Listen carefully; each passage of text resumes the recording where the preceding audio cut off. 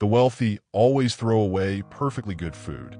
Angela Carter knew this better than most as she dug through the restaurant's dumpster, her scrubs hidden beneath a thin jacket that did nothing against Chicago's Christmas Eve chill. Her fingers, once steady enough to thread IVs into the tiniest veins, now trembled as they pushed aside soggy napkins to reveal half-eaten filet mignon. Do you think reputation and public image decides whether someone deserves help? Hi viewers, kindly tell us where you're watching from and what time it is. Warm welcome to the family. Enjoy the story. Still warm, she whispered, her breath clouding in the freezing air. 20 feet away, through the restaurant's frosted windows, crystal glasses clinked while holiday laughter spilled into the night. The contrast wasn't lost on Angela, medical professional reduced to scavenging while the city's elite celebrated inside. She'd almost secured her dinner when the service door burst open, flooding the alley with golden light and boisterous male voices. Fourth quarter projections exceed expectations. The board will approve the merger without. Angela froze, half hidden behind the dumpster. The voice registered before she saw his face, deep, confident, unchanged. Robert Miller, Chicago's golden boy of finance. The man whose daughter she'd saved 18 months ago. He stepped into the alley, ending his call, his cashmere coat catching snowflakes that didn't dare melt against such expensive wool. 3 associates followed, their conversation about market shares dissolving into the night air. Then it happened. His gaze, tracking a waiter who'd come out for a smoke break, shifted and locked with hers. Time collapsed. Recognition dawned slowly across his face, not of her specifically, but of what she represented. A black woman in faded scrubs digging through garbage on Christmas Eve. Angela straightened, a strange calm replacing her initial panic. What did she have to lose? Her dignity? That had vanished somewhere between the eviction and the first night she'd slept in the hospital chapel. "Mr. Miller," she said, voice stronger than she felt. His associates paused their conversation, heads turning toward the interruption. "Do I know you?" Robert asked, a frown creasing his forehead. Angela stepped forward into the light. "Northwestern Memorial. Pediatric ICU. 18 months ago. Your daughter, Lily. Severe asthma attack." His expression shifted, confusion, then flickers of memory. "You were her nurse," he said, voice lowered. "The one who recognized anaphylaxis when 3 doctors missed it." Angela corrected, chin lifting slightly. "The one who administered epinephrine while they argued about bronchodilators. The one who kept her alive until they figured it out." Around them, smartphones appeared as his associates and nearby pedestrians began recording. Christmas shoppers slowed, sensing drama unfolding. Robert stepped closer, lowering his voice. "I remember now. You were exceptional. I once saved your daughter's life." Angela whispered through blue lips, watching his perfect world crumble in 6 words. "Now I'm digging through your garbage for dinner." The color drained from his face as cameras continued recording. Behind him, his associates exchanged uncomfortable glances, backing away slightly as if poverty might be contagious. "Ow!" he began, then stopped, recalibrating. "Why are you homeless?" Angela supplied. "Turns out saving lives doesn't protect you when the system decides you're disposable." Their breath mingled in the frigid air between them, forming a cloud that couldn't decide which way to drift. For one heartbeat, something electric passed between them. The same current she'd felt when transferring his barely breathing daughter into his arms that night. A connection that transcended their worlds. His hand had brushed hers then, and she'd felt it down to her bones. A spark she'd professionally ignored. Now his eyes held that same intensity, but mixed with something new. Shame, perhaps, or fear of what she represented. A passing car slowed, its headlights illuminating them like actors on a stage. More phones recorded. More witnesses to the moment millionaire Robert Miller confronted the homeless nurse who'd saved his child. The truth hung between them, crystallizing in the December air. He had everything. She had nothing. And neither fact made sense in a just world. "Let me help you," he finally said, reaching toward her. Angela stepped back. "I don't want your charity, Mr. Miller." Then what do you want? Her answer was interrupted by his phone buzzing. The screen lit his face with a bluish glow as he glanced down. His expression changed instantly. "We're trending," he said quietly, turning the screen to show her. The hashtag nurse in trash was already climbing Chicago's local Twitter trends, alongside hashtag millionaire shame. For the first time, uncertainty flickered across Robert Miller's face. The look of a man watching his carefully constructed reality crack apart in real time. Angela knew she should walk away. Take the small victory of making him uncomfortable and disappear back into the shadows. But something kept her rooted to that spot, watching his face as he scrolled through the beginning of what would soon become a digital wildfire. Have you ever locked eyes with someone who once changed your life but didn't remember you? One chance encounter can expose everything you've hidden. Subscribe to see the moment that changes both lives forever. Robert Miller's phone didn't stop buzzing the entire ride home. Notifications poured in faster than he could dismiss them. CNN Chicago. Video of millionaire confronted by homeless nurse goes viral. Chicago Tribune. From saving lives to dumpster diving. Healthcare worker confronts financial titan. WGN News. Christmas Eve showdown raises questions about healthcare worker crisis. By the time his driver pulled up to his lakeshore penthouse, the clip had reached national feeds. Robert loosened his tie, feeling the noose of public opinion tightening. 15 years building his reputation, erased by a 2-minute video. Inside his immaculate home, Christmas decorations mocked the holiday spirit. A 20-foot tree sparkled with custom ornaments. Presents worth thousands sat perfectly wrapped beneath it. The irony wasn't lost on him. All this success while the woman who saved his daughter searched through trash. "Daddy!" Lily appeared in her pajamas, her dark curls bouncing as she ran to him. "Mrs. Abernathy, let me stay up until you got home." Robert lifted his 6-year-old daughter, inhaling the scent of her strawberry shampoo. Every time he held her, he remembered that night.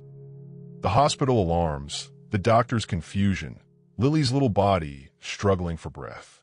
And now, the face of the nurse who'd known exactly what to do. "Did you have a good Christmas Eve dinner?" he asked, carrying her toward her bedroom. "Uh-huh." Mrs. Abernathy made hot chocolate with extra marshmallows. She yawned against his shoulder. "Did you bring me a surprise?" His phone buzzed again. Another notification. "Daddy, your phone keeps making noises." "It's work, sweetheart. On Christmas." The innocence of her question cut through his defenses. What example was he setting? What would Lily think when she eventually saw the video? Her father standing silently while people filmed a homeless nurse who had saved her life. After tucking Lily in, Robert retreated to his study. The video had reached 2 million views.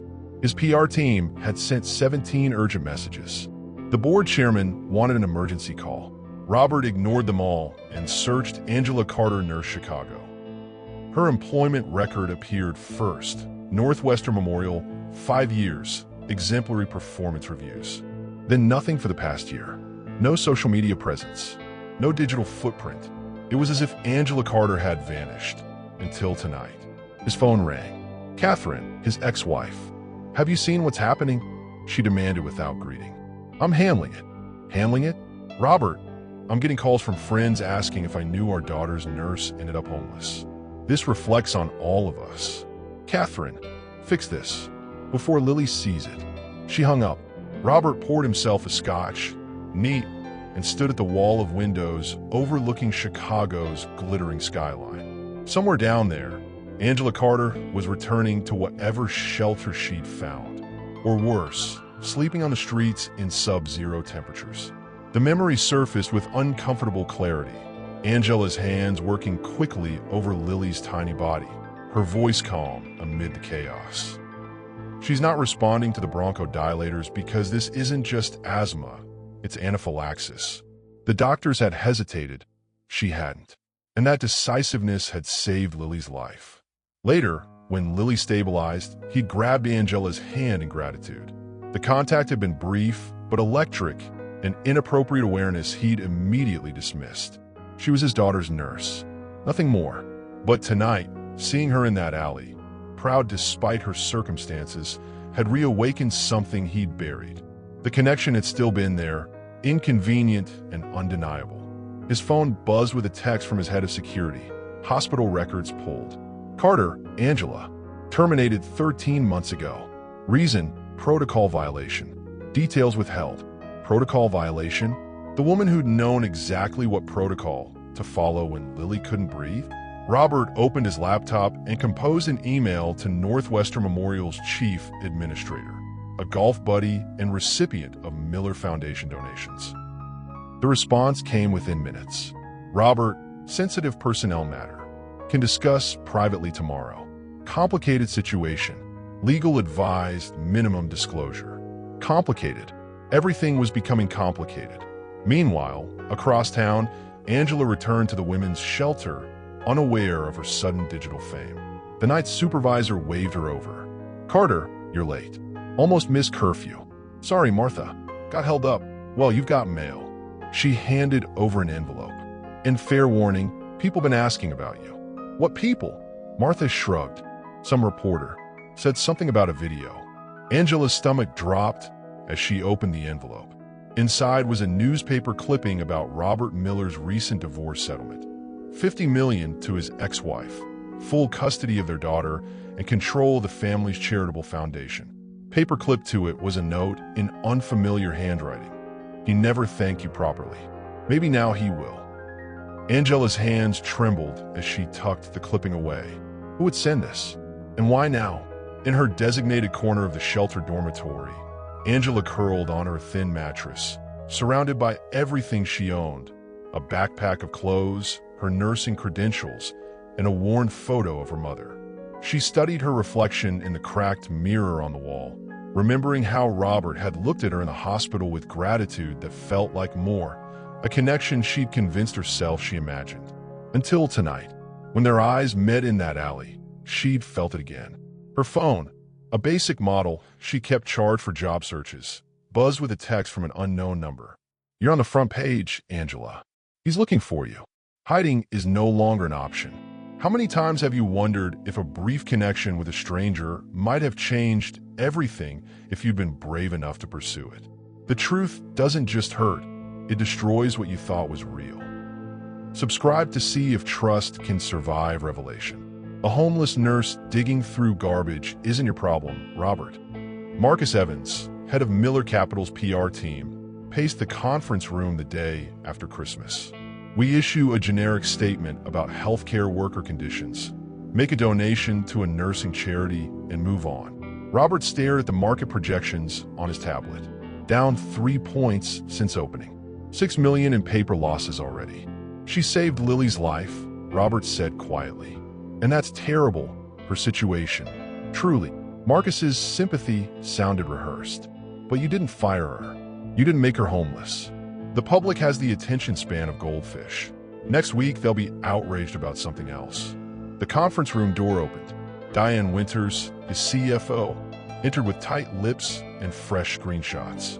The Harriman Group is reconsidering our partnership given recent events, she read from her phone. Translation: they're spooked by the negative press. If they pull out, we lose the Minneapolis development. Over a viral video, Robert asked, over the optics of their billionaire partner walking past a homeless nurse who saved his kid, Diane corrected. Rich man ignores poor woman is practically a biblical parable, Robert. People are projecting all their class resentment onto you. His phone lit up with a text from Lily's nanny. She saw the video at her friend's house. Asking questions I can't answer. Robert stood abruptly. We're not issuing generic statements or waiting for this to blow over. Find her. Who? Marcus asked. Angela Carter. Find out what happened to her, why she was fired, and how she ended up on the street. Diane and Marcus exchanged looks. And if we find her, Diane asked carefully, then I'll talk to her about making this right. After they left, Robert stood at his office window, watching snow blanket Chicago. The city looked peaceful from 40 floors up. Clean, uncomplicated, nothing like the mess his life had become overnight. He touched the glass, cool against his fingertips. Somewhere down there, Angela was facing this day without the insulation of wealth. The thought bothered him more than the market fluctuations or potential investor flight. His phone rang, the hospital administrator. Robert, about Angela Carter. The man sounded nervous.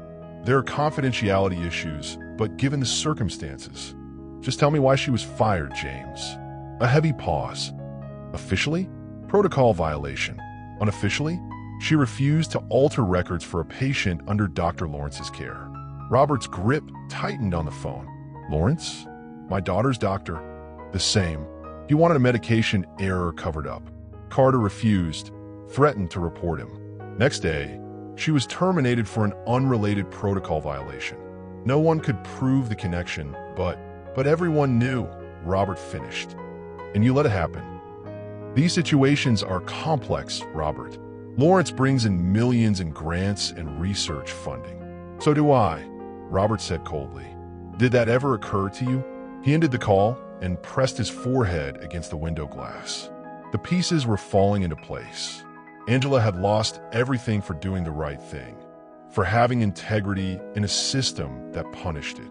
The irony wasn't lost on him. His entire career had been built on calculated risks, on knowing when to hold firm and when to compromise. He'd made billions because he understood that sometimes principles cost too much. And now he faced a choice that seemed simple on paper but complicated in execution. Help Angela, potentially risking business relationships and investor confidence. Or protect his empire and let justice remain what it had always been, a luxury for those who could afford it. Back at the shelter, Angela faced her own decision point. The morning newspaper featured the video, still on its front page. Her phone had 12 missed calls from reporters. Martha, the supervisor, cornered her breakfast. You know you can't stay here now, right? Media finds this place, disrupts everyone's privacy. Where am I supposed to go? Angela asked. Your millionaire friend can't help? He's not my friend. Well, he's looking for you. His office called here this morning. Angela's spoon clattered against her bowl. What did you tell them? Nothing yet. But Angela, Martha lowered her voice. This shelter operates on donations. People like him fund places like this. I can't refuse him information and ask for his money in the same breath. The ultimatum was clear. By nightfall, she needs somewhere else to go. Angela retreated to her corner, spreading her nursing credentials on the bed. Her license was still valid. The hospital had been careful not to report her to the nursing board, avoiding potential legal scrutiny of their termination decision. But without references, finding another position had proven impossible. Her phone rang, unknown number. Ms. Carter? This is Elaine from Miller Capital. Mr. Miller would like to meet with you today. Angela's heart pounded against her ribs. What? He didn't specify, but a car can pick you up within the hour. Angela closed her eyes, weighing options that weren't really options at all. Pride said refuse. Survival said accept. The memory of Robert's face in that alley, the shock, the recognition, the unexpected connection, said something else entirely, something she wasn't ready to examine. Ms. Carter? Are you there? Yes, Angela said finally.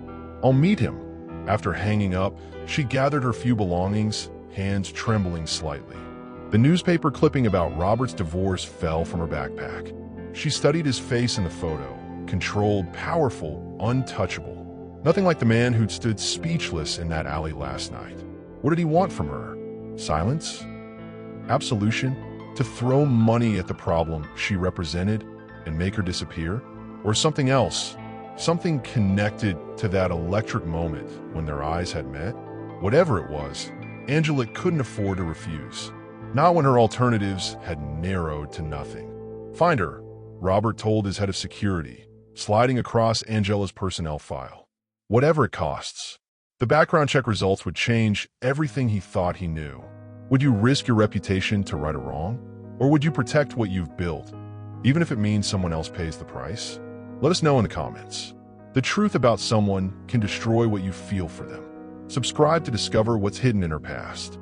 The black Escalade idled outside the shelter, drawing stares from passersby. Angela emerged with her backpack, everything she owned in one bag, and approached with measured steps, fighting the urge to run. The driver opened the rear door. Ms. Carter? I'm Thomas. Mr. Miller sent me.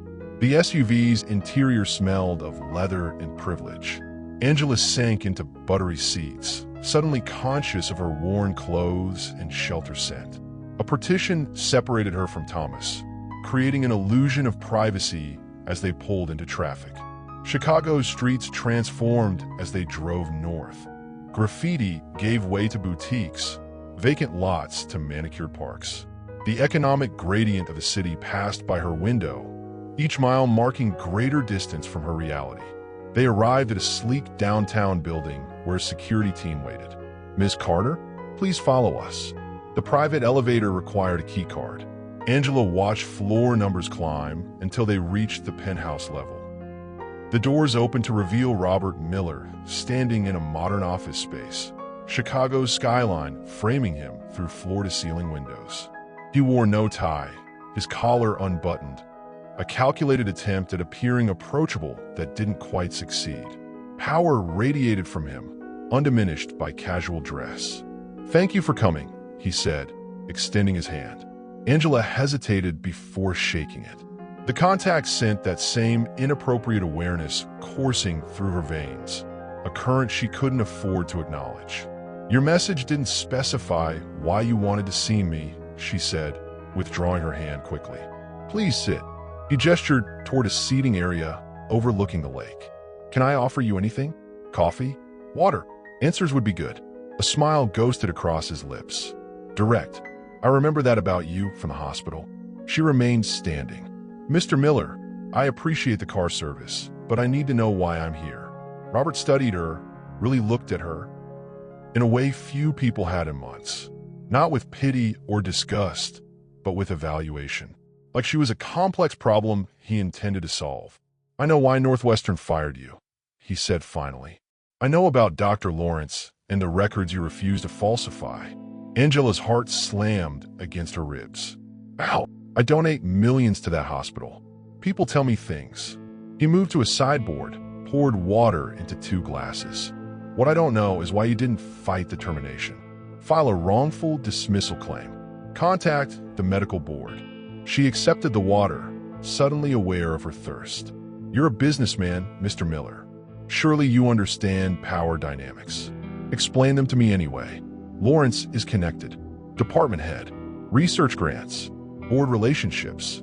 Angela took a careful sip. "I was a black woman on a unit where the next most senior nurse had 15 years on me. Who would they believe? Who would they protect?" Understanding darkened his eyes. He nodded once, acknowledging the reality she'd named. "I want to help you," he said. "Because of the video, the bad press. Because you saved my daughter when others hesitated. Because what happened to you is wrong." He paused. "And yes, because our encounter is causing problems for my company." At least he was honest. "What kind of help?" Angela asked. "Financial support. Legal resources to fight your termination. A place to stay until you're back on your feet." "And what do you want in return?" Robert's expression shifted, surprise, then something harder to read. "Not everyone has ulterior motives, Miss Carter. In my experience, Mr. Miller, help always comes with strings." The ghost of a smile returned. "Then your experience and mine align more than you might think." He moved toward his desk, retrieved a folder. "I've had my legal team draft an agreement. Support with no obligations. You can review it with your own attorney." "I can't afford an attorney." "Then I'll pay for one to represent you." He must have seen her expression because he added a different one. "Independent." Angela opened the folder. The document outlined financial support, housing assistance, and legal representation to pursue her wrongful termination case. No confidentiality clauses. No restrictions on what she could say about him or their arrangement. It seemed too good to be true. "Why would you do this?" she asked. Robert turned to the window, hands in his pockets. For a moment, he looked almost vulnerable. "My daughter has your name in her journal." Nurse Angela, who knew what was wrong when the doctors didn't. "She drew a picture of you." He faced Angela again. "I made a donation to the hospital instead of properly thanking you. Then you disappeared, and I forgot. Moved on with my life while yours fell apart." The admission hung between them, honest in a way she hadn't expected. "I can't change what happened," he continued. "But I can try to make it right now." Before Angela could respond, the elevator doors opened. A young girl burst into the room. followed by an apologetic-looking woman. "Daddy, Mrs. Abernathy said you had an important meeting, but I wanted to show you my new." Lily Miller stopped abruptly when she saw Angela. Her eyes widened with recognition. "You're the nurse from my hospital, the one in the video."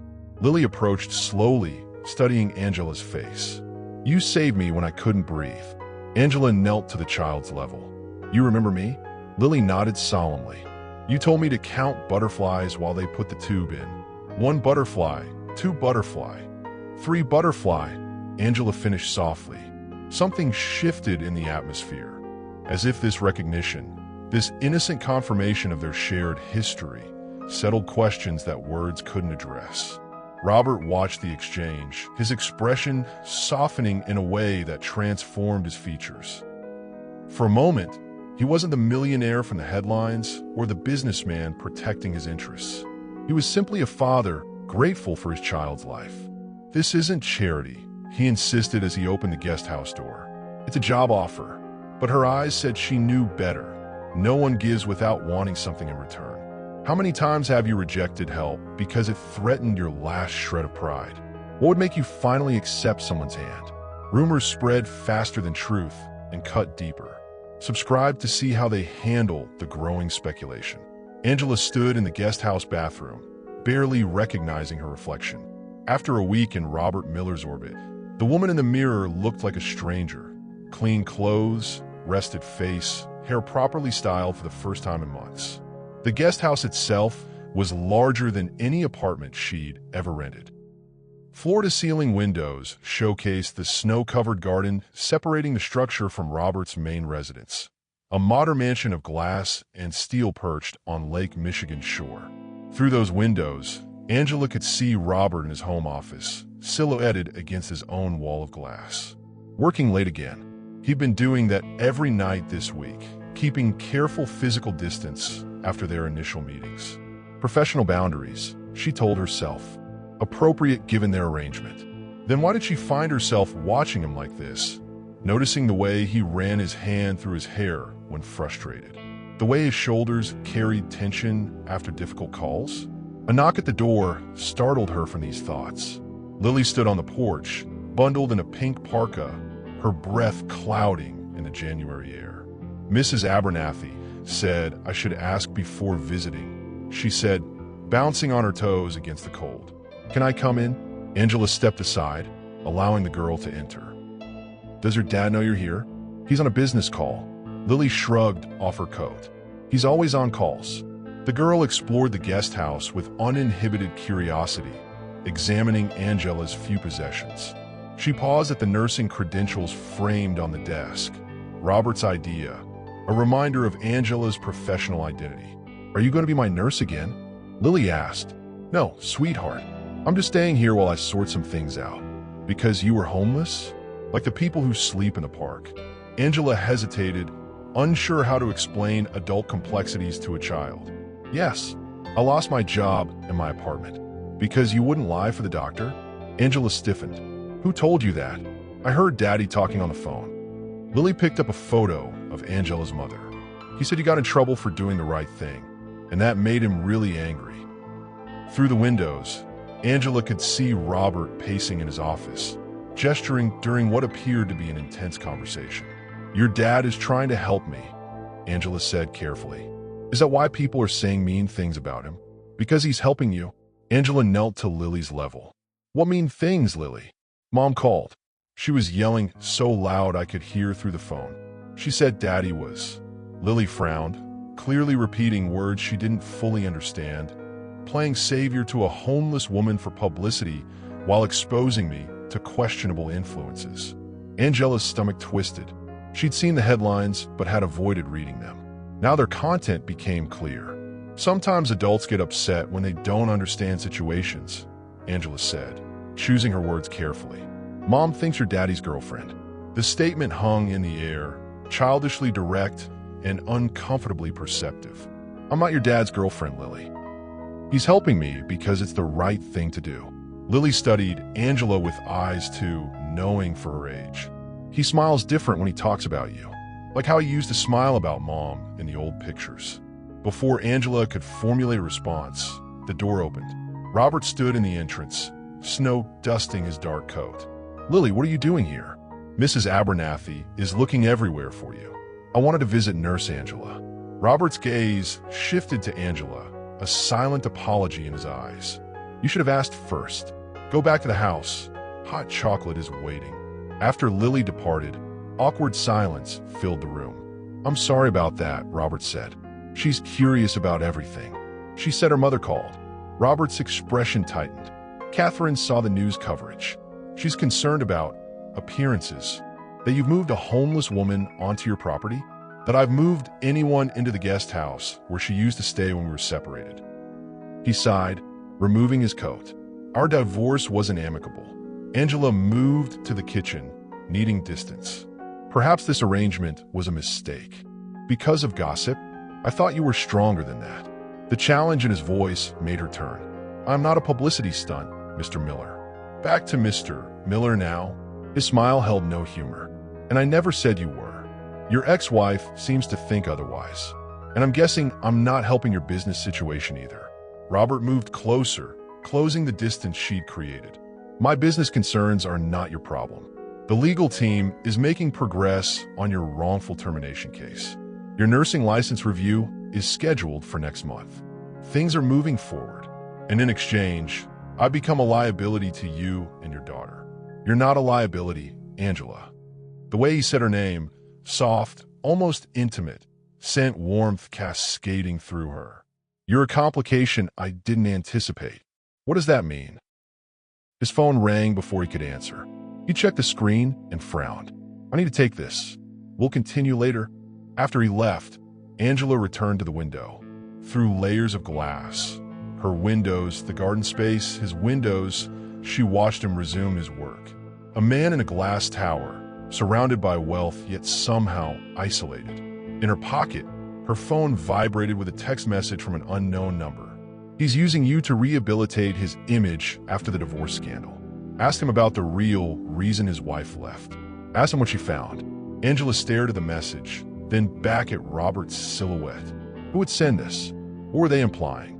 Through the windows, Robert looked up suddenly, catching her watching him. Their gazes locked across the distance, glass and garden between them, yet something electric connecting them nonetheless. He didn't look away. Neither did she.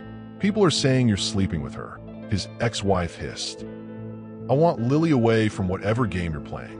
His silence felt like admission, because denying his thoughts about Angela would be the real lie. Have you ever found yourself developing feelings that could cost you everything? Did you choose safety or risk it all? One night of weakness can unravel months of restraint. Subscribe to witness the aftermath of their surrender. The Westbrook Foundation Gala transformed Chicago's Museum of Contemporary Art into a playground for the wealthy. Crystal chandeliers cast golden light over women in designer gowns and men in bespoke suits. Waiters glided between guests with champagne flutes on silver trays. At $10,000 per plate, the event promised the elite a chance to feel virtuous while networking. Angela felt like an imposter as she adjusted her borrowed dress in the ladies' room. The black gown, delivered that morning with a note saying simply in case you decide to attend, fit perfectly, raising questions about how Robert knew her size. 2 weeks had passed since their interrupted conversation in the guest house. 2 weeks of polite distance, brief exchanges, and growing tension. Robert had mentioned the gala yesterday, extending a casual invitation she'd initially declined. Yet here she was, drawn by curiosity and something more dangerous, a need to understand her place in his world. She checked her reflection once more. The woman in the mirror looked nothing like the nurse who'd slept in shelters or dug through trash bins. This Angela Carter stood tall, elegant, almost belonging in this rarefied air. Almost. In the main gallery, she spotted Robert immediately. He commanded attention in any room, but especially here, Chicago's business elite gravitating toward his confidence like satellites around a sun. He hadn't seen her yet. "You must be the famous Angela Carter." Angela turned to find a woman studying her with undisguised curiosity. "I'm not famous." "Oh, honey." The woman sipped her champagne. Everyone here knows who you are. Robert Miller's project. The pause before project carried clear insinuation. I'm not a project, Angela replied evenly. What are you then? Girlfriend? Employee? Charity case? The woman's smile remained fixed. I'm Catherine, by the way, Robert's ex-wife. Angela's stomach dropped. Catherine Miller was as polished as her former husband. Blonde, slender, dripping in diamonds that caught the light with every practiced gesture. I know who you are, Angela said. Lily mentions you often. Does she? How nice you've gotten to know my daughter so well in such a short time. Catherine's voice hardened. Let me offer some advice. Robert's savior complex has a shelf life. Once he fixes you, the challenge disappears. So does his interest. Before Angela could respond, Robert appeared beside them, his expression tightening as he assessed the situation. Catherine, didn't expect to see you here. Foundation business, darling. I'm still on the board, remember? She kissed his cheek with practiced affection. Just getting acquainted with your guest. Catherine drifted away, leaving uncomfortable silence in her wake. I apologize for her, Robert said quietly. No need. She was just marking her territory. His mouth quirked. Territory she gave up in the divorce. Did she? Because from where I stand, she still acts like she has ownership rights. The announcement for dinner interrupted their exchange. Robert guided Angela toward their table with a light hand at the small of her back. A touch that shouldn't have affected her, but sent warmth spreading through her body nonetheless. Their table included Chicago's power players, hospital administrators, foundation directors, and, most unnervingly, Dr. Lawrence, the physician responsible for Angela's termination. He blanched visibly upon recognizing her. Robert noted the reaction with quiet satisfaction. Dr. Lawrence, I believe you know Angela Carter? Northwestern Memorial's former pediatric charge nurse. The table fell silent, awareness of the connection spreading like ripples in still water. Lawrence recovered quickly. Ms. Carter, what a surprise. Is it? Robert's voice remained conversational, though his eyes hardened. I would think Angela's qualifications make her an obvious guest at a healthcare foundation event. The hospital administrator intervened, clearly uncomfortable. Speaking of qualifications, I believe Mr. Miller has an announcement regarding tonight's fundraising goal. Robert stood, commanding immediate attention. The Miller Foundation is pleased to announce a new initiative, the Healthcare Worker Protection Fund, a $5 million endowment to provide legal resources for medical professionals facing unjust termination or whistleblower retaliation. Murmurs spread through the crowd. Angela stared at Robert, stunned. He hadn't mentioned this. Additionally, he continued, we're establishing a nursing scholarship focused on ethics and advocacy. And our first recipient joins us tonight. All eyes turn to Angela. Angela Carter exemplifies everything this scholarship represents: clinical excellence, ethical courage, and personal integrity. Despite losing her position for refusing to falsify medical records, Ms. Carter maintained her professional standards at great personal cost. Cameras flashed. Dr. Lawrence stared at his plate. The hospital administrator's smile froze in place.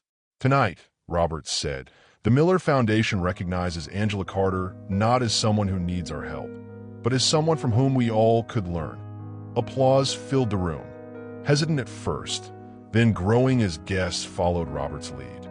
Angela felt heat rise in her cheeks as she became the center of attention. This public vindication should have felt triumphant. Instead, confusion clouded the moment. Why hadn't he told her? Was this gesture about justice for her, or about Robert positioning himself as a champion of the underdog? Later, as the evening wound down, Angela found herself on the museum's terrace, seeking air and perspective. Chicago's skyline glittered below, indifferent to the power plays and posturing inside. Hiding out here, Robert joined her at the railing, his breath visible in the January night. Processing, she corrected. You might have warned me about your announcement. Would you have agreed to it? Probably not. Exactly why I didn't mention it. He smiled, unapologetic. You deserved public recognition. Is that what this was about? My recognition? Or your redemption in the press? His smile faded. Can it be both? I'm helping you because it's right, but I'd be lying if I said it hasn't helped shift the narrative about me too. His honesty disarmed her prepared arguments. Lawrence looked ready to disappear through the floor, she admitted. Good. The board is reviewing his position after our little chat earlier this week. Your chat about how disappointed I'd be to see my foundation's 8-figure donation go to a hospital that protects doctors who falsify records. Angela stared at him, seeing beyond the polished exterior to the calculated strategist beneath. You've been planning this. I don't leave things to chance, Angela. Not business. Not justice. His eyes held hers. Not anything that matters. The weight of his gaze made her heart race. They stood close enough that she could smell his cologne, feel the heat radiating from his body in the cold night air. Why does this matter to you so much? She asked softly. Why do I matter? His phone buzzed before he could answer. He checked it and his expression darkened. What is it? He showed her the screen, a tweet going viral with a photo of them on the terrace, standing close, looking at each other with undisguised intensity. The caption read, Miller's charity case, looking more like romantic interest. Sources confirm she's living on his property. Hashtag power couple or hashtag predator relationship. I can't stop thinking about you, he breathed. Right before the phone call that didn't care about timing, only consequences. When did you last feel that electric moment where everything could change with one move? Did you take the risk or retreat to safety? Distance reveals what convenience concealed. Real love or mutual use. Subscribe to discover if separation strengthens or destroys them. The car ride from the gala pulsed with unspoken tension. Angela stared out the window as Chicago's neighborhoods blurred past, each streetlight illuminating Robert's profile in rhythmic flashes. The viral photo had spread to major news outlets within hours, transforming their complex arrangement into tabloid fodder. We should talk about this, Robert finally said, breaking the silence. About the fact that I've become a liability to you? Again, Angela kept her gaze fixed on the passing city. Or about how quickly people assumed I'm sleeping with you in exchange for your help? People make assumptions based on their own limited worldview. His voice remained steady, controlled. What matters is what we know to be true. And what is that exactly?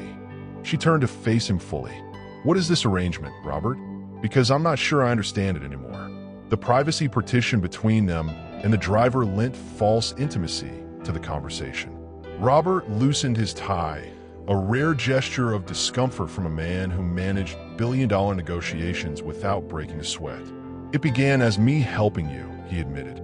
Solving a problem, making amends for not acknowledging what you did for Lily. And now, his gaze met hers in the dim light. Now I find myself thinking about you when you're not in the room, wondering what you'd say about my decisions, looking for you across the garden at night. The confession hung between them, altering the atmosphere. Angela's heart hammered against her ribs. That's a complication neither of us needs, she said softly. I stopped categorizing my life into needs and wants after the divorce. His hand moved across the leather seat, stopping inches from hers. Sometimes what we want matters more. The car slowed as they approached his property's gates. Soon they would be back to separate houses, separate worlds connected only by glass windows and careful distance. Angela made a decision. I want to know why Catherine left you, she said. The real reason. His expression shuddered. Why? Because someone texted me suggesting I should ask. But there's something I don't know. The gates opened, admitting them to the winding driveway. Robert's jaw tightened as he processed her words. Who texted you? Unknown number. He exhaled slowly. Catherine left because I was absent, focused on building my company while our marriage crumbled. The classic workaholic husband story. That's the public version. It's the truth. Unexciting but real. His eyes held hers. Whoever texted you is trying to create doubt, drive a wedge between us. Is there a reason someone would do that? The car stopped at the main house. Through the windshield, Angela could see the guest house lights she'd left on, a beacon across the snow-covered garden. Yes, Robert said quietly, because if you trust me, if we... He paused, recalibrating. There are people who benefit from keeping us at odds. Like who? Lawrence, the hospital board, anyone worried about what your reinstatement and testimony could reveal. Angela weighed his answer, searching for deception and finding none. Yet uncertainty lingered, not about Robert's words, but about her own judgment. She trusted before and lost everything. "I should go," she said, reaching for the door handle. Robert's hand caught hers, the contact sending electricity through her veins. Angela, her name on his lips, sounded like a question, a request, a possibility. The driver opened Angela's door, breaking the moment. She slipped from the car, the winter air shocking after the heated interior. Robert emerged from the other side, dismissing the driver with a nod. They stood facing each other in the circular driveway, snowflakes beginning to fall around them. "Whatever you've heard, whatever doubts you have," Robert said, "ask me. I'll tell you the truth, even if it's uncomfortable, even if it's ugly." Especially then, something shifted in Angela's chest, a loosening of the protective armor she'd worn since her termination. Robert Miller was many things, powerful, privileged, sometimes arrogant. But in this moment, he was also surprisingly vulnerable. "I don't know how to do this," she admitted. "I don't know how to trust someone who has the power to destroy what little I have left. I would never hurt you, Angela. Not intentionally, but we're from different worlds. The stakes aren't equal." He moved closer, snowflakes catching in his dark hair. "Then let me balance the scales. What do you need to feel safe with me?" The question, so direct, so unlike the conditional offers she'd grown accustomed to, caught her off guard. "I need," she hesitated, then committed to honesty. "I need to know this isn't about solving a problem or managing a PR crisis. That I'm not a project with an expiration date." "You're not." He stepped closer. "You never were." They stood inches apart now, breath mingling in the cold air. Angela felt the pull between them. Physical, yes, but also something deeper. A recognition, a possibility. Robert's hand rose to her face, thumb brushing snowflakes from her cheek. The touch was tentative, asking permission. "If I kiss you," he said softly, "it changes everything." "I know. Are you sure?" In answer, Angela closed the remaining distance between them. Their lips met hesitantly at first. A question, a testing of boundaries. Then something broke loose. Robert's arms encircled her waist, drawing her against him as the kiss deepened. Angela's fingers slid into his hair, her body molding to his with an urgency that surprised her. The world narrowed to sensation. The warmth of his mouth, the solid strength of his body, the soft sound he made when she pressed closer. For moments measured in heartbeats, nothing existed beyond this connection. When they finally parted, breathless and startled by their own intensity, the snowy driveway had transformed into a different world, one where boundaries had blurred and certainties shifted. The driver, returning from securing the car, discreetly raised the privacy partition behind them. Angela stepped back, suddenly aware of how public their private moment had become. Here, on Robert's driveway, visible to security cameras and staff.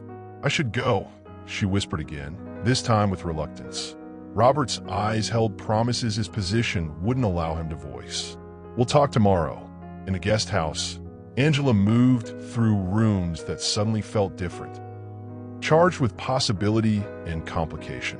She traced her lips, still sensitive from his kiss, as she approached the window. Across the garden, Robert stood in his office, watching her.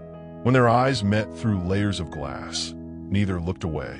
She slept safe for the first time and fled by sunrise, leaving an imprint in the pillow and a confession she wouldn't say. Have you ever had a moment where one kiss changed everything you thought you knew about yourself? What did you discover in that surrender? One night of weakness can unravel months of restraint.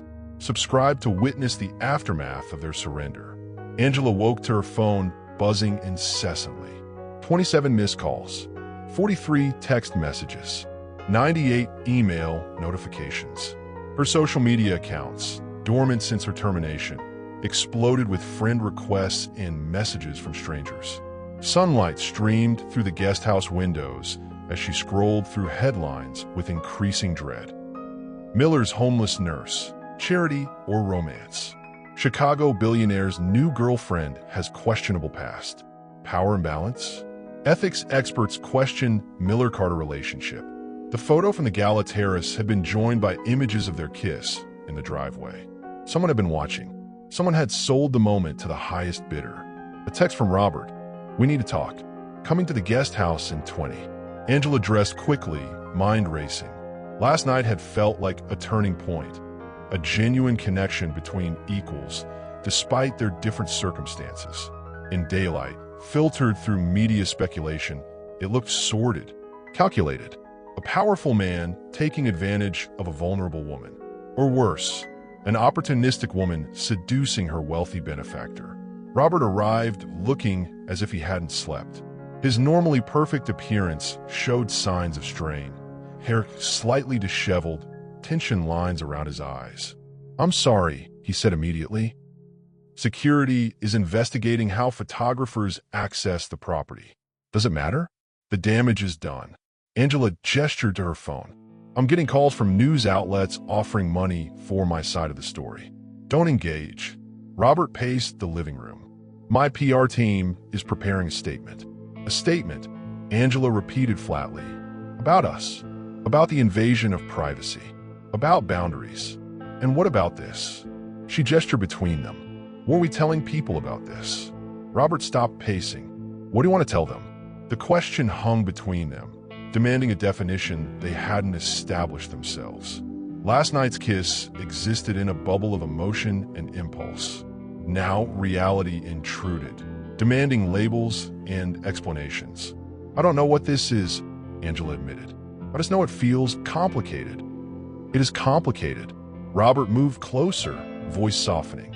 "But what I feel for you isn't." Her heart stuttered at his words, but before she could respond, his phone rang. He checked the screen and grimaced. "I have to take this. Board emergency meeting." The call lasted 15 minutes. Angela watched Robert's expression harden as he paced the guest house. Corporate language contrasting sharply with the intimate atmosphere they'd shared moments before.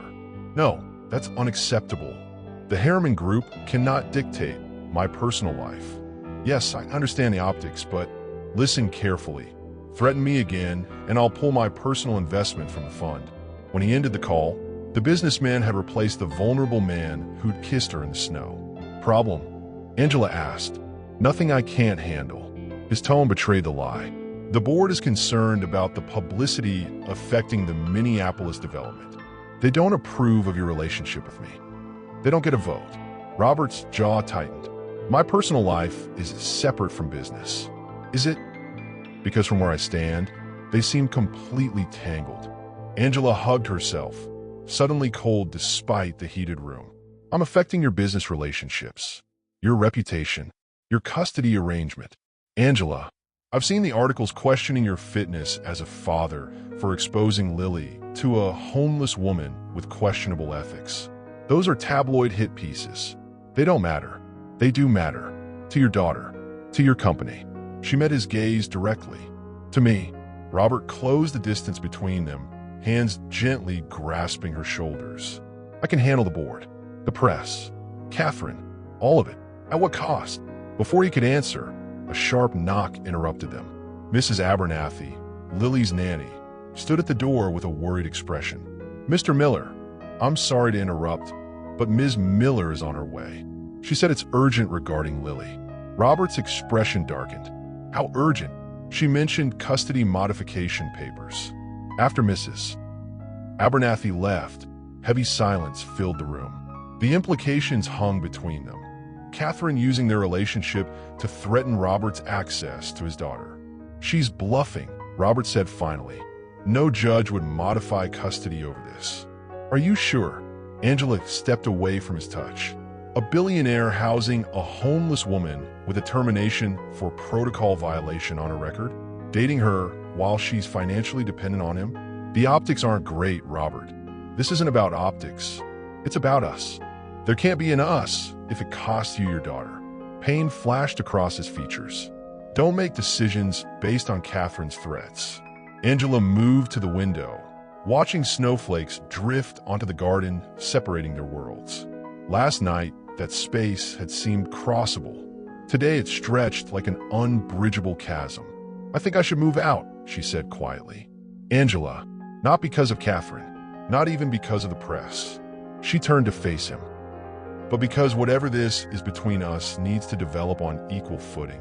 And we can't have that while I'm living in your guest house, accepting your financial support." Robert studied her, understanding dawning in his eyes.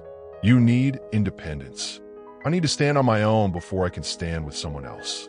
He nodded slowly, respecting her decision even as regret shadowed his features. "The legal team has your wrongful termination case ready to file. The settlement should provide enough for your own place. And us. That depends on you." His voice lowered. "On what you want." What did she want? The question echoed in Angela's mind as she considered the man before her. Powerful yet vulnerable, confident yet uncertain where she was concerned.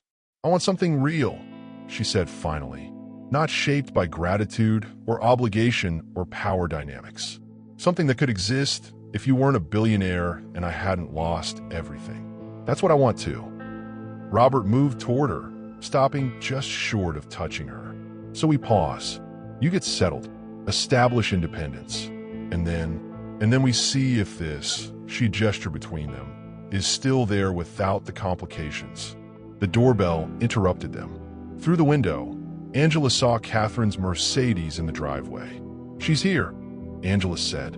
Robert's expression hardened into the mask he wore for business adversaries. "Stay. This concerns you too." "No." Angela shook her head. "This is between you and your ex-wife. About your daughter. I won't be used as leverage on either side." Reluctantly, he accepted her decision with a nod. Before leaving, he caught her hand, pressing a kiss to her palm. A gesture so unexpectedly tender it made her breath catch. "You're sleeping with her while she's living in your guest house," his business partner stated flatly. "The board sees it as exploitation, Robert. It's her or the company. Choose." When was the last time passion made you reckless? Did the pleasure outweigh the price you eventually paid?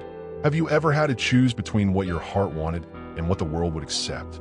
The truth doesn't just hurt. It destroys what you thought was real. Subscribe to see if trust can survive revelation. Catherine Miller swept into Robert's study like she still owned the house, designer boots clicking against hardwood floors. Her blonde hair fell in perfect waves, her makeup flawless despite the early hour. She carried a leather portfolio embossed with her lawyer's firm logo. "Really, Robert? A nurse? Couldn't you find someone a little more appropriate for your midlife crisis?" Robert maintained his position behind his desk, refusing to rise to her bait. "You mentioned custody papers? Straight to business?" "Fine." Catherine placed the portfolio on his desk.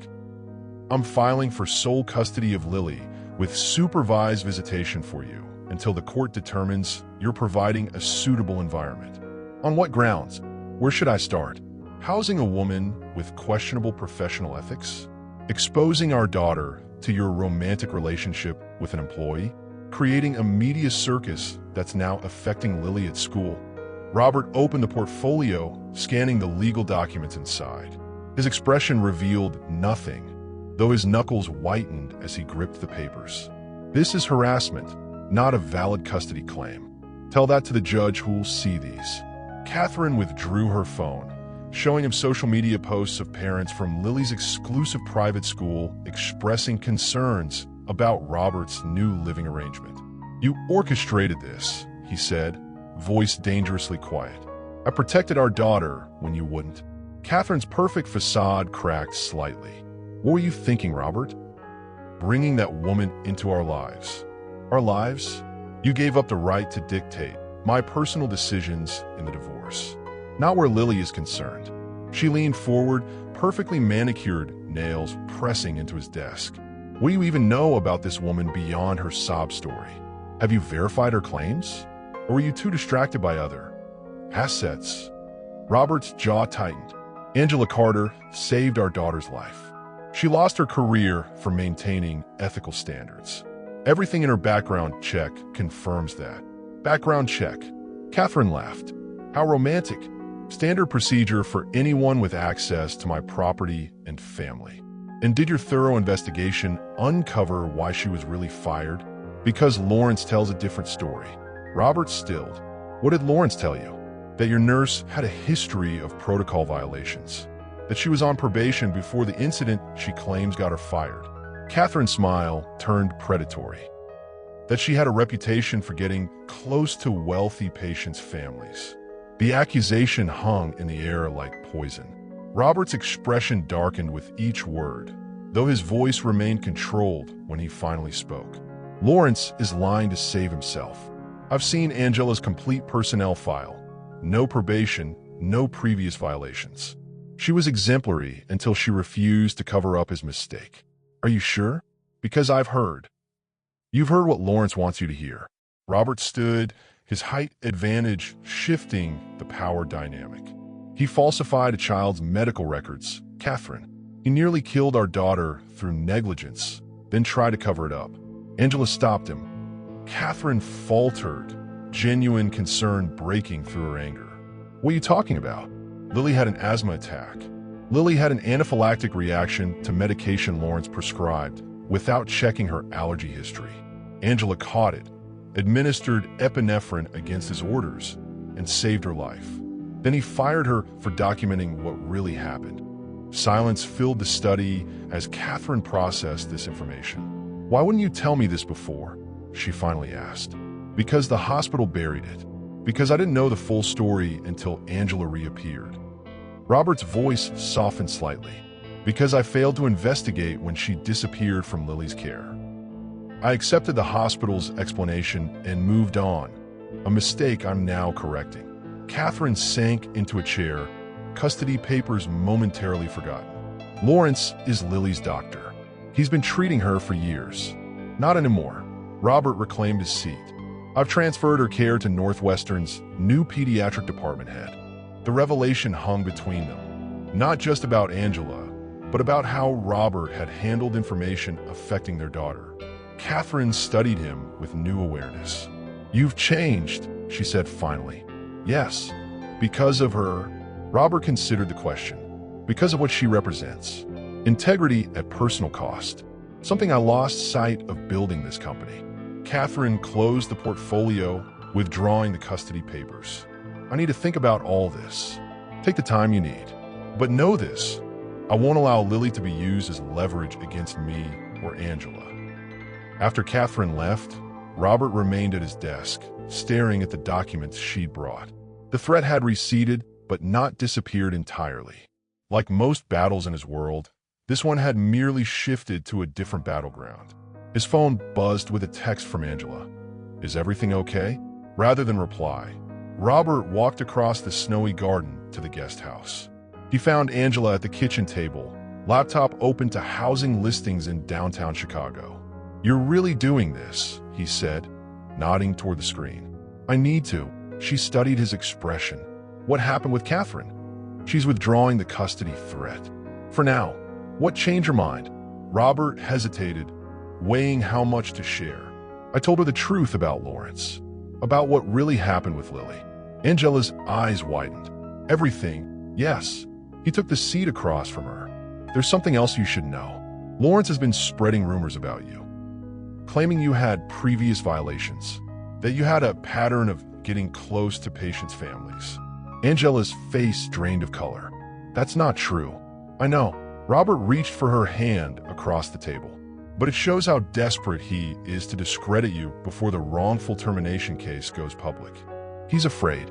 He should be. Robert's thumb traced circles on her palm. The hospital board is meeting tomorrow to discuss his position. Several members reached out after the gala, concerned about potential liability. Angela withdrew her hand gently. This is moving so fast. Justice usually does once the wheels start turning. He gestured to her laptop. Are you sure about moving out? Yes. Her voice held conviction despite the uncertainty in her eyes. The legal team says the hospital is ready to settle. Once that happens, I need my own space. I understand. He did, even as part of him rebelled against the distance she was creating. But this doesn't change how I feel about you. Angela met his gaze directly. How do you feel, Robert? The question deserved honesty. I haven't felt this way since. I can't remember when. Maybe never. Because I needed rescuing? A hint of bitterness edged her words. Because you didn't. He leaned forward. You survived without me. You maintained your integrity when it cost you everything. That strength is what draws me to you, Angela, not your vulnerability. She absorbed his words, weighing them against her doubts. There's still so much we don't know about each other. Then let's fix that. Robert checked his watch. Have dinner with me tonight. Not in the main house. Not as my guest or project or whatever label people want to apply. Just dinner. Two people talking. Angela considered the invitation. Where? There's a small Italian place in Lincoln Park. No press. No photograpers. Just good food and conversation. A smile, her first genuine one that day. Curve her lips. Sounds suspiciously like a date, Mr. Miller. That's exactly what it is, Miss Carter. His answering smile held promise and possibility. If you'll say yes. She watched his face as understanding dawned. You knew, she whispered. You knew what your friend did to me, and you still donated millions to his department. Could you forgive someone for being part of a system that hurt you, even unknowingly? Or would their association be unforgivable? When trust has been broken once, how do you know whether to risk opening yourself to potential hurt again? If you look away now, you miss the rest. Subscribe to stay for what happens next. Salvatore's didn't appear in tourist guides or social media posts. Tucked between a dry cleaner and bookstore in Lincoln Park, the restaurant's faded awning and foggy windows concealed one of Chicago's culinary secrets. Inside, red checkered tablecloths and candles in Chianti bottles created unpretentious warmth. The owner greeted Robert with familiar enthusiasm, leading them to a corner table shielded from other diners by a partial wall. No heads turned. No phones appeared to capture Chicago's most talked about couple. Here, they were simply two people sharing dinner. You come here often? Angela asked after they were seated. When I need to disappear. Robert accepted menus from the owner. The Miller family has been eating here since before I was born. My father brought me for my 10th birthday. I didn't know your father was from Chicago. South Side. Worked the steel mills until they closed. Robert's gaze grew distant. Everything I've started with him, putting me through college on unemployment checks and odd jobs. Angela studied him with new interest. The press portrays you as self-made. They never mention your father. That's my fault. I created a narrative that served business purposes. The ruthless financial prodigy who built an empire through sheer will. He shrugged, self-deprecating. Easier to command respect if people think you've never needed help. Everyone needs help sometimes. Angela unfolded her napkin, considering him. Even billionaires. Especially billionaires. Robert's smile held unexpected humility. We just get better at hiding it. The conversation flowed easily through appetizers and wine. Angela shared stories of her childhood in Atlanta. Her mother working double shifts as a hospital aide to support them after her father left. Her determination to become a nurse despite financial obstacles. What about your mother now? Robert asked. Cancer took her 2 years ago. Right before. Angela's voice faltered. Before everything with Lawrence happened. Understanding dawned in Robert's eyes. That's why you couldn't fight determination. Medical bills depleted my savings. I was emotionally exhausted from her care. When Lawrence engineered my firing, I just broke. The vulnerability in her admission created a new intimacy between them. Robert reached across the table, his hand covering hers. I'm sorry I didn't investigate when you disappeared from Lily's care. I accepted the hospital's explanation without question. You had no reason not to. I had every reason. His grip tightened slightly. You saved my daughter. I should have ensured you were treated properly. Their main courses arrived. Handmade pasta with truffle cream for her, osso buco for him. They ate in comfortable silence for several minutes before Robert spoke again. The hospital board meets tomorrow about Lawrence. Angela set down her fork. And they're offering a settlement on your wrongful termination claim. Full back pay, reinstatement if you want it, and a confidential payment to cover damages. How confidential? That's what I wanted to discuss. Robert leaned forward, voice lowering. They want a full non-disclosure agreement. No public statements about Lawrence, the original incident or the termination. Angela's expression hardened. They want to silence me. Yes. So when nothing changes, Lawrence keeps his position, his reputation intact, while they pay me to disappear again. Not exactly. Robert's eyes held hers steadily. I've made it clear that my foundation's continued support depends on meaningful action regarding Lawrence. You're using your financial influence to force them. I'm using every tool available to ensure justice. He paused, weighing his next words. But there's a complication. Isn't there always? The board is concerned about our relationship. They believe it creates a conflict of interest that could invalidate any disciplinary action against Lawrence. Understanding dawned in Angela's eyes. They're using us to protect him. Trying to, yes. Robert took a sip of wine before continuing. Which brings me to a proposition. Angela tensed visibly at the word. What kind of proposition? A strategic one. Robert leaned back, giving her space. We keep our personal relationship private until after the settlement is finalized and Lawrence faces consequences. I continue pressing the board behind the scenes. You get justice and financial independence. Then, when it's resolved, we can be public without compromising the case, Angela finished. Exactly. She studied him, searching for hidden motives. How long? 2 months, maybe 3. And during that time, we proceed carefully. Private dinners, discretion. You move into your own place as planned. His expression softened. I'm not asking you to deny what's between us, just to shield it temporarily from those who would use it against you. Angela considered his proposal, weighing independence against the protection his influence provided. The practical necessity against the feeling of once again being managed, directed, controlled. I need to think about it, she said finally. Robert nodded, respecting her caution. Of course. They finished dinner discussing lighter topics, favorite books, films, childhood memories. The tension eased as they discovered shared tastes in music and unexpected common ground despite their different backgrounds. Outside the restaurant, snow fell in gentle flakes, muffling city sounds. Robert's driver waited discreetly half a block away, giving them a moment of privacy. Thank you for dinner, Angela said. It was nice being just people. That's all we are, beneath the headlines and circumstances. Robert stepped closer, snow gathering on his dark coat. Whatever you decide about the proposition, know that this us, it's real to me. Not strategic, not temporary. The conviction in his voice warmed her more than the wine had. Angela studied his face in the gentle glow of streetlights, seeing beyond the powerful businessman to the man underneath. The one who remembered his father's sacrifices, who still visited his childhood restaurant, who looked at her like she mattered beyond what she represented. She made her decision. Rising on tiptoes, Angela pressed her lips to his.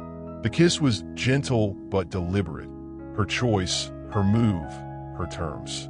Robert's response was careful at first, then hungrier as her hand slid inside his coat, seeking warmth and connection. When they parted, snowflakes caught on her eyelashes like tiny stars.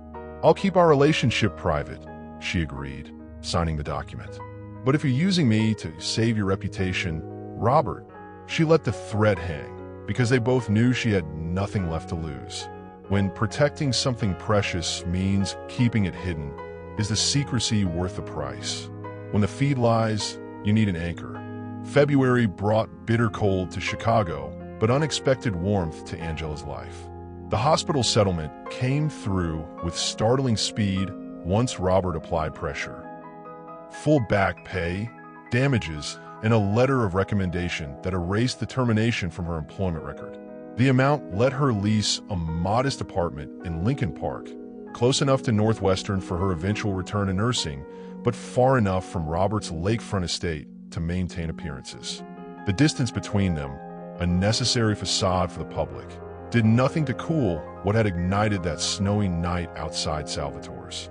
If anything, it intensified their connection, forcing creativity and discretion in a relationship that couldn't yet withstand scrutiny. Robert's driver would deliver documents to her apartment, manila envelopes containing handwritten notes alongside actual legal papers to maintain the pretense. Angela would find reasons to meet with the legal team at obscure cafes where Robert would join them briefly, their knees touching under tables while they discuss case updates in professional tones. These small deceptions sustained them through the critical weeks of Lawrence's hospital board review. Each careful meeting, each stolen moment added to the quiet strength growing between them. A relationship built entirely on their own terms, away from media speculation and public judgment. Tonight, Angela prepared for another covert gathering. She applied mascara at her bathroom mirror, considering how strange life had become. 3 months ago, she'd been digging through restaurant trash. Now she was secretly dating one of Chicago's wealthiest men while rebuilding her career. The contrast made her dizzy sometimes. Her phone buzzed with a text from Robert, board voted. Lawrence suspended pending investigation. Hospital requesting your testimony next week. Victory after so many defeats. Angela steadied herself against the sink, overwhelmed by vindication that had seemed impossible weeks earlier. A second text followed, car arriving in 20. Celebration dinner? At the upscale sushi restaurant in Wicker Park, selected for its private dining rooms and discreet back entrance. Robert waited with champagne already poured. When Angela entered, his expression transformed from controlled CO to something far more personal.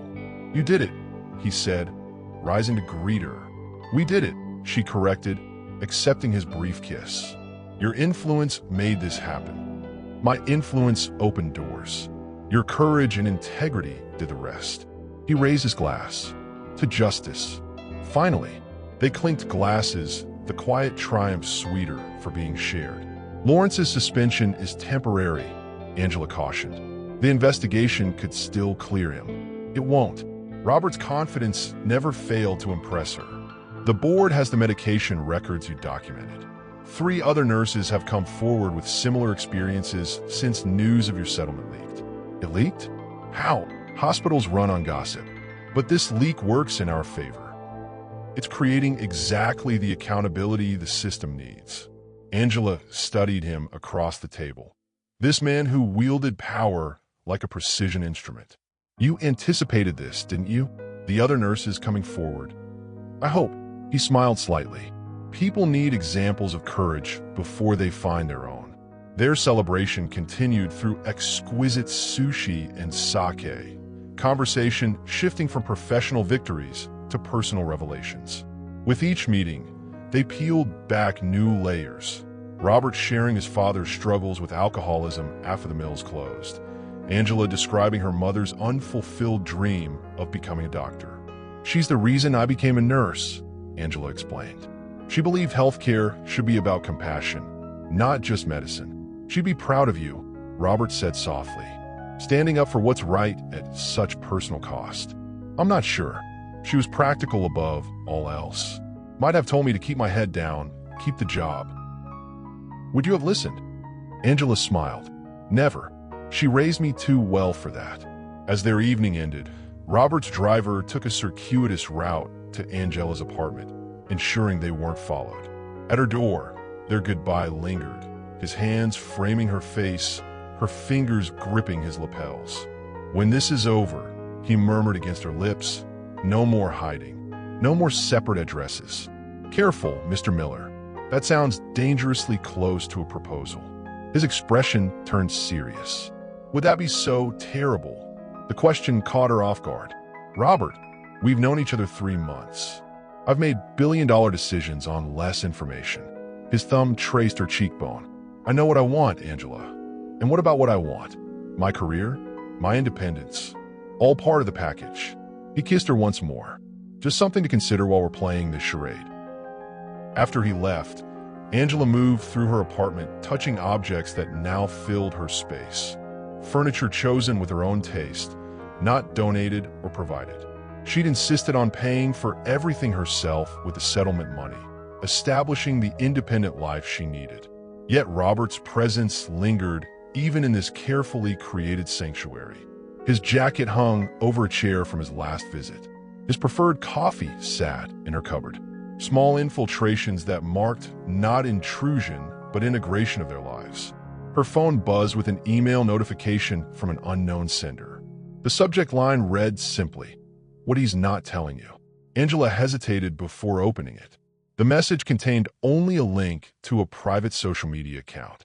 She clicked, and photos filled her screen.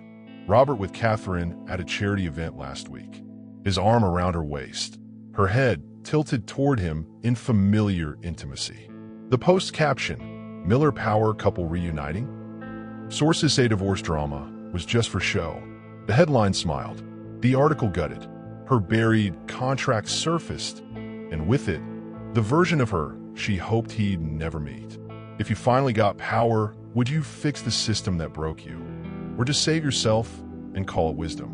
A buried contract can erase your comeback overnight. Subscribe so you catch leaks first. It's a setup, Robert insisted, pacing Angela's living room the next morning. Catherine and I attended the Children's Hospital benefit as Foundation board members. Nothing more. Angela studied the photos again on her laptop. They certainly suggested intimacy. Robert's hand at Catherine's waist, her smile tilted up at him. The timing seems convenient. Right when Lawrence is suspended, right when we're making progress. Exactly. Robert stopped pacing, hands spread in appeal. Someone wants to drive a wedge between us. Catherine may be difficult, but she wouldn't sabotage me this way. Not when it affects Lily. Then who? Lawrence has powerful friends. The hospital administration has millions of reasons to discredit you, and by extension me. He sat beside her on the couch, close but not touching. Angela, I haven't hidden anything from you. She wanted to believe him. The evidence of his honesty surrounded her, his consistent support, his willingness to challenge powerful institutions on her behalf, the vulnerable parts of himself he'd shared over private dinners. Yet doubt, once planted, grew with stubborn persistence. There's another board meeting Friday, Robert continued. Your testimony about Lawrence could end his career. These photos appeared to undermine your confidence before that meeting. His logic made sense. Still, the images stung, a reminder of the world Robert inhabited, where ex-wives draped in diamonds could still claim public space beside him while she remained hidden. I need to ask you something, Angela said finally, and I need complete honesty. Always. Is there any possibility you and Catherine might reconcile? For Lily's sake, or business reasons, or any reason at all? Robert's response came without hesitation. None. Our marriage ended years before the divorce became official. He took her hands in his. What I feel for you is entirely different from anything I had with Catherine. There's no comparison. Something in his unwavering gaze dissolved her doubts. Angela leaned forward, resting her forehead against his. I hate this, she whispered. The hiding, the questions, not knowing who's trying to hurt us or why. It ends soon. He cupped her face gently. After your testimony, after Lawrence faces consequences, we go public. No more secrets. And then what? More photos? More attempts to undermine us? Probably. His honesty was refreshing. But we'll face them together, openly. The hospital board meeting unfolded exactly as Robert predicted. Angela's testimony, clear, professional, supported by documentation, left no room for doubt about Lawrence's misconduct. The 3 additional nurses who came forward confirmed a pattern of behavior that the board could no longer ignore. By evening, the hospital announced Lawrence's termination and a comprehensive review of patient safety protocols. The news dominated healthcare circles but barely registered in mainstream media, exactly as they'd hoped. They celebrated quietly in Angela's apartment, takeout containers from Salvatore's spread across her coffee table. The restaurant delivers for you? She asked, amused. For my father's son, yes. Robert loosened his tie, settling into her couch with unexpected domesticity. 60 years of loyalty earns certain privileges. As they ate, Angela noticed subtle changes in Robert over these weeks of hiding. The rigid CEO posture had softened. The careful speech patterns had given way to occasional profanity when frustrated.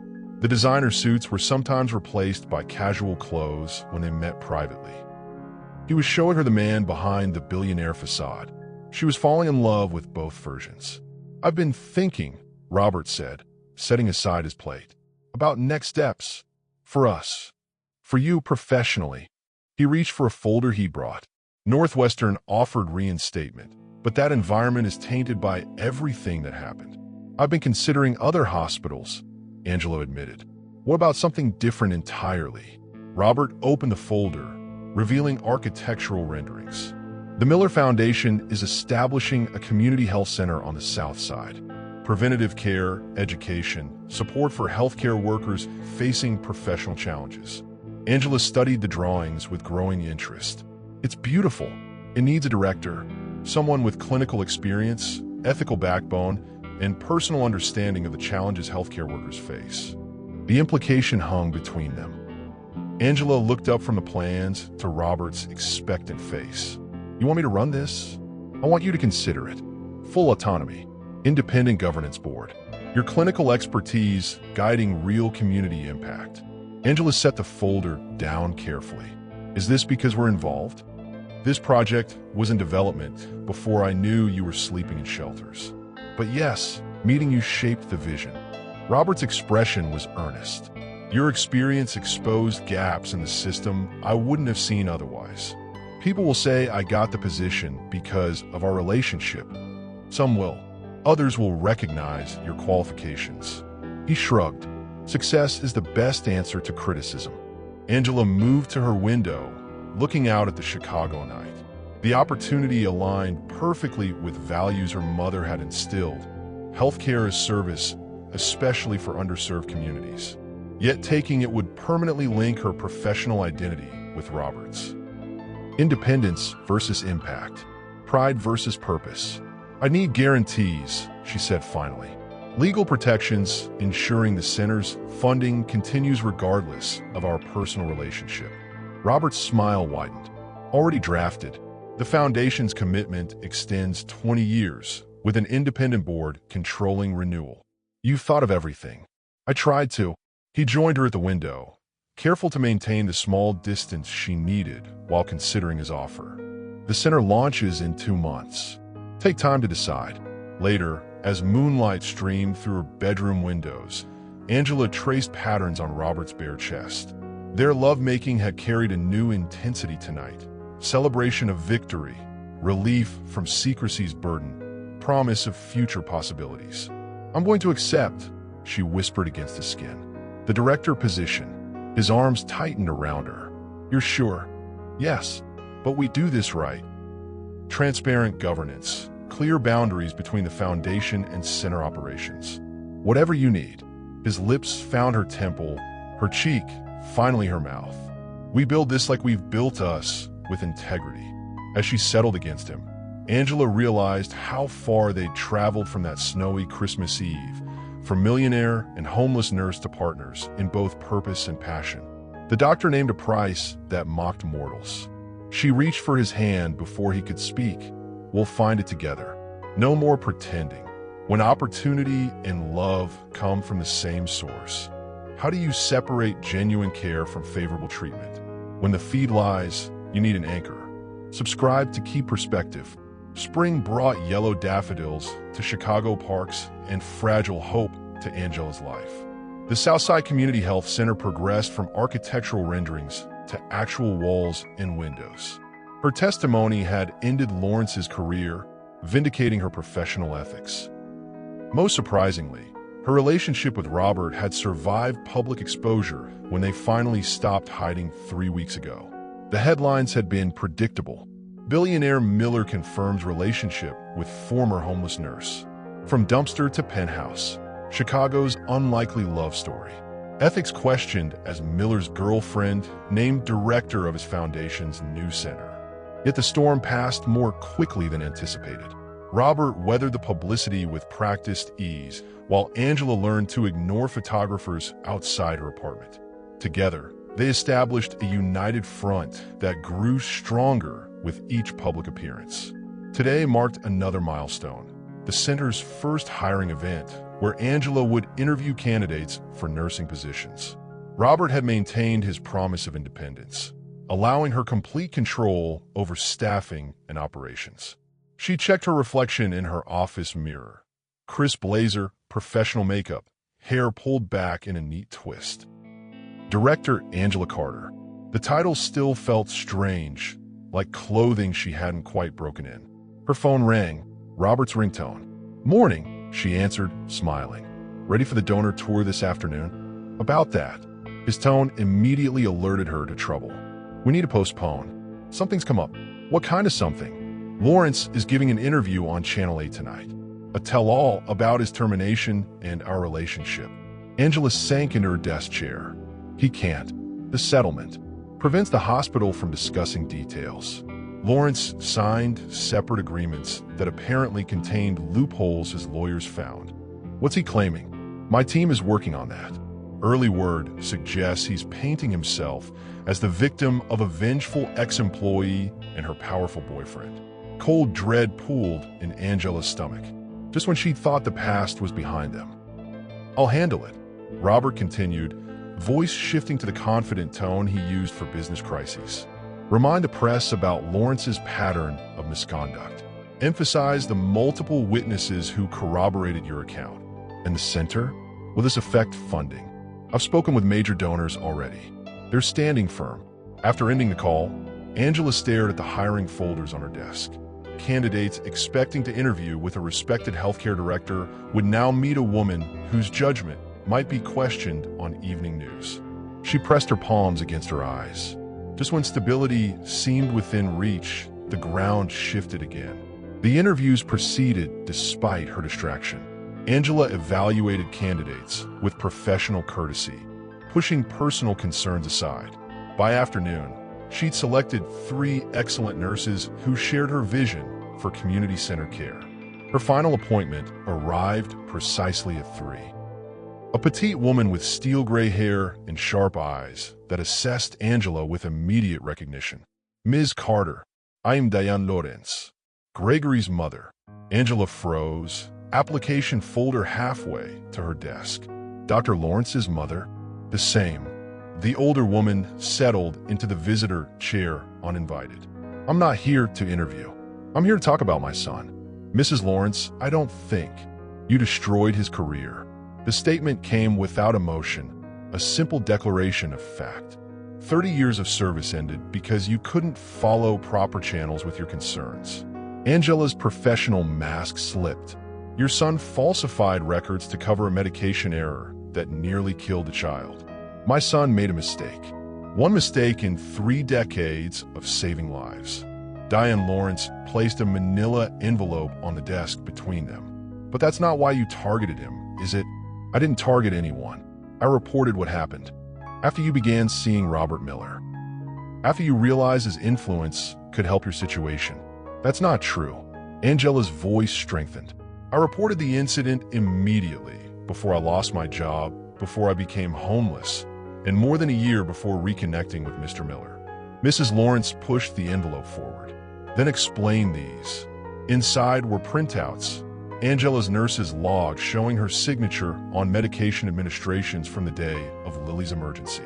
Highlighted entries indicated times that contradicted her testimony about when she identified the reaction and intervened. "These are altered," Angela said immediately. "The times have been changed." "Prove it." Mrs. Lawrence stood. "My son's interview airs tonight. These documents support his account that you administered the medication in question, then blamed him when the child reacted." After she left, Angela's hands shook so badly she could barely dial Robert's number. The documents were sophisticated forgeries, but convincing ones. Without the original logs, secured in hospital records she no longer had access to, her word stood against apparent evidence. Robert arrived within 30 minutes, security team in tow. His calm efficiency steadied her as he examined the forged documents. "Clumsy," he declared finally. "The hospital maintains electronic records that will contradict these." Lawrence is desperate, but the damage will be done once the interview airs. Angela paced her office. "The center opens in 6 weeks. This could destroy public trust before we even begin. We'll issue preemptive statements, release the actual records, counter each claim with documentation. And if that's not enough, If people believe him anyway, Robert's expression hardened. Then I'll use every resource at my disposal to ensure he never works in medicine again. The coldness in his voice reminded Angela of the power he wielded, power that had benefited her cause, but remained unsettling in its scope. No, she said firmly. We fight with truth, not destruction. If we become like him, we've already lost. Something shifted in Robert's eyes. Respect, perhaps, or recognition that she remained unwilling to compromise her ethics, even when threatened. All right, he agreed. Truth it is. They worked through the afternoon preparing responses, gathering evidence, contacting the nurses who had supported Angela's account. By evening, a comprehensive rebuttal was ready for release immediately following Lawrence's interview. As the broadcast hour approached, they gathered in Robert's penthouse to watch. Lily had been sent to Catherine's for the night, shielded from the renewed controversy. Whatever happens, Robert said, taking Angela's hand as the program began, we face it together. The opening segment showed Lawrence in carefully casual attire, expression somber as he described his nightmare of false accusations and powerful enemies. The interviewer, clearly sympathetic, asked leading questions that painted Angela as opportunistic and vindictive. Then came the documents, displayed on screen with Angela's signature circled in red. I never thought someone I mentored would betray patient safety for personal gain, Lawrence said, voice breaking perfectly on cue. But when you're sleeping with a billionaire, I suppose different rules apply. Angela felt the ground drop from beneath her. On screen, her professional life burned. In her hand, her phone buzzed with incoming messages. Colleagues, former patients, center staff, all watching the same calculated destruction. Applause faded. Doors locked. His hand found the question in his pocket. And for once, she didn't fear the answer. Do you want a savior or a witness? If you're brave, write which one you've been chasing and why. When your reputation is under attack, do you fight fire with fire or trust that truth will eventually prevail? This moment sets the timeline. Don't lose it. Subscribe. I'll flag the next beat. The week following Lawrence's interview tested Angela in ways homelessness never had. Her professional integrity, the one thing she'd protected at devastating personal cost, was publicly questioned on every major Chicago news outlet. Social media dissected her relationship with Robert, suggesting she'd leveraged romance for revenge against Lawrence. The health center board called an emergency meeting to discuss leadership concerns. Potential staff withdrew applications. 3 donors suspended pledge contributions, pending resolution of troubling allegations. Through it all, Robert remained her unwavering advocate. He deployed his legal team to obtain original hospital records contradicting Lawrence's forgeries. He arranged interviews with journalists willing to present their evidence fairly. He stood beside Angela at press conferences, his presence lending weight to her statements. But pressure mounted with each passing day. The center's opening loomed with its future increasingly uncertain. The board wants me to step down temporarily, Angela told Robert as they sat in her apartment kitchen. Takeout containers pushed aside in favor of crisis management documents. Until the situation resolves. Robert's expression darkened. That's not happening. It might be necessary. My presence is becoming a liability to the center's mission. Your presence is the center's mission, he countered. You're the reason it exists. Angela rubbed her temples, exhaustion seeping into her bones. I'm also the reason it might fail before opening. It won't fail. We've released the authentic records. 3 nurses have publicly confirmed your account. The hospital administration issued that statement supporting the original investigation findings. And still, people believe Lawrence. Angela's voice cracked slightly. Because it's a better story, the scorned nurse sleeping with a billionaire to destroy her enemy. Robert reached across the table, covering her hand with his. Truth outlasts sensational headlines. We just need to weather this storm. What if I can't? What if this breaks me, Robert? The vulnerability in her question shifted something in his expression. He moved to kneel beside her chair, taking both her hands in his. Do you remember what you told me about your mother? That she believed healthcare should be about compassion, not just medicine. Angela nodded, throat tight with unshed tears. The center embodies that belief. Your leadership ensures it. If you step away, even temporarily, Lawrence wins. Not just against you, but against everything your mother valued. His words penetrated the fog of doubt that had surrounded her for days. Angela studied the man before her, powerful by any worldly measure, yet kneeling at her side, appealing not to her fear, but to her deepest values. "When did you become so wise?" she asked softly. "When I started loving a woman who wouldn't compromise her integrity, even when it cost her everything." The words fell between them with quiet intensity. The first time either had spoken of love directly. Angela's breath caught. "Robert, I wasn't planning to say that now." A wry smile touched his lips. "But it's true nonetheless." Before she could respond, his phone rang, the specific tone he'd assigned to his legal team. He answered immediately, expression transforming as he listened. "When?" he demanded. "Forward everything to me now." He ended the call, turning to Angela with renewed energy. Lawrence's medical license has been suspended pending review. The state board received complaint from 7 additional nurses and 2 doctors about incidents similar to yours. 7 more. Angela straightened, hope flickering to life. "Since when?" "Since her testimony gave them courage. The complaints date back years, but were filed within the last month." Robert squeezed her hands. "You started this, Angela. You showed them it was possible to stand against him." The revelation shifted the atmosphere, from defense to vindication, from endurance to triumph. For the first time in days, Angela felt steady ground beneath her feet. "The state board carries more weight than hospital politics," she said, professional knowledge resurfacing. "If they find pattern evidence, Lawrence is finished." Robert completed her thought. "And your center continues with its intended director." Her center. The mission she'd embraced despite risks. The purpose that had given meaning to her suffering. The board meeting scheduled for the following morning transformed from dreaded reckoning to strategic planning. Angela arrived prepared for battle, but found tentative support instead. The state board's action against Lawrence had changed the calculus entirely. "The foundation remains fully committed to the center and its current leadership," Robert announced to the assembled board members. "Ms. Carter has our complete confidence." Angela presented her case methodically. Evidence vindicating her account, supportive statements from medical colleagues, contingency plans for addressing public concerns during the center's opening. With each point, she reclaimed her professional authority, reminding everyone present why she had been selected for this position.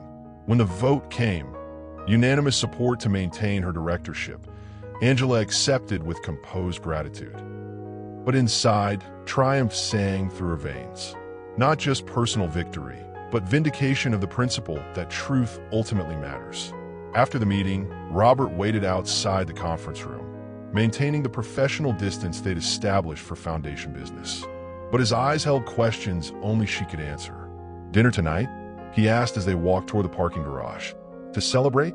"Yes, but not a restaurant." His eyebrow raised slightly. "Where then?" "My place. I'll cook." Later, in her kitchen, Angela moved with newfound confidence. The simple act of preparing food, chopping vegetables, seasoning chicken, measuring rice, grounded her after weeks of chaos. Robert watched from a stool at her counter, content to observe her reclaiming normalcy. "I've been thinking," she said, stirring sauce on the stove. "About us. About next steps." "What kind of steps?" She turned to face him fully. "You said you loved me. Earlier today." "I did. I do." His directness, as always, left no room for doubt. "I love you too." The words felt right, necessary after everything they'd weathered together. "And I'm tired of separate addresses. Tired of pretending we're just dating casually." Robert's expression opened with rare vulnerability. "What are you suggesting? That life is too short and too unpredictable to waste time on artificial timelines." She moved toward him, spatula still in hand. "That we face more in 4 months than most couples face in years." "Angela Carter," he said slowly, "are you proposing to me?" "I'm proposing we stop pretending we don't know exactly where this is heading." She set the spatula down, taking his hands instead. I'm proposing we build something permanent. Robert stood, drawing her against him. I had a different timeline in mind. His hand slipped into his pocket, withdrawing a small velvet box. In a different setting than your kitchen. Angela's breath caught as he opened the box, revealing a diamond ring. Elegant, but not ostentatious, exactly matching her understated taste. I've carried this for 2 weeks, he confessed, waiting for the right moment, for the storm to pass. Some storms don't pass, she said softly. You just learn to dance in the rain. He slid the ring on her finger, a perfect fit, of course. Robert Miller left nothing to chance. She said yes, then swallowed. There's something else. The next sentence could rewrite their forever. Would you say yes to a proposal that honors your freedom? Or would you punish love for what your past did to you? This decision will shape lives for years. Subscribe to witness their real choice live. The Southside Community Health Center opened on a perfect June morning, 6 months after Angela had searched through trash for dinner. Sunlight streamed through the building's many windows, illuminating spaces designed for healing and support. A small crowd gathered for the ribbon cutting. Healthcare workers, community members, foundation donors, and a carefully managed press contingent. Angela stood at the podium, engagement ring catching the light as she addressed the assembly. The Lawrence controversy had faded, overshadowed by his license revocation after multiple complaints were substantiated. In its place, a new narrative had emerged, one of resilience, redemption, and systemic change. This center exists because many people refuse to accept that broken systems are inevitable, Angela said, her voice carrying across the attentive crowd. It exists because a nurse who lost everything still believed in healthcare's fundamental promise. Because a foundation saw value in protecting those who protect patients. Because a community deserved better than what they had been given. She didn't mention Robert directly, maintaining the professional boundary they'd established for foundation matters. But her eyes found him in the front row, his pride visible even from a distance. Today we open not just a building, but a commitment, she continued. A commitment that no healthcare worker will face retaliation for upholding ethical standards. That no community will lack preventative care because of economic barriers. That healing happens not just through medicine, but through dignity, respect, and genuine support. The applause that followed felt like validation, not just of the center, but of every difficult choice that had led to this moment.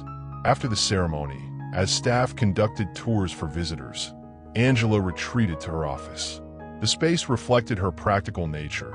Functional furniture, medical textbooks, family photos including one of her mother in nursing scrubs. But it also held touches of her new life. Fresh flowers Robert sent weekly. A small artwork Lily had created for Nurse Angela's new job. A knock interrupted her thoughts. Catherine Miller stood in the doorway, elegant as always in a tailored summer dress. "May I come in?" she asked, unexpectedly tentative. Angela gestured to a visitor chair, curiosity overriding surprise. Their previous encounters had been civil but cool, a détente maintained for Robert and Lily's sake. "The center is impressive," Catherine said, glancing around the office. "Robert always executes his visions thoroughly." "This vision was collaborative," Angela corrected gently. "The foundation provided resources, but the community determined needs."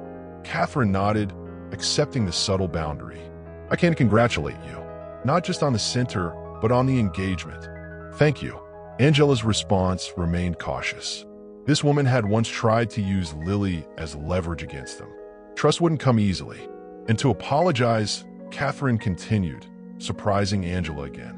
"For my initial resistance to your relationship with Robert, you were protecting your daughter. I understand that. I was protecting my pride." Catherine's honesty seemed difficult but deliberate.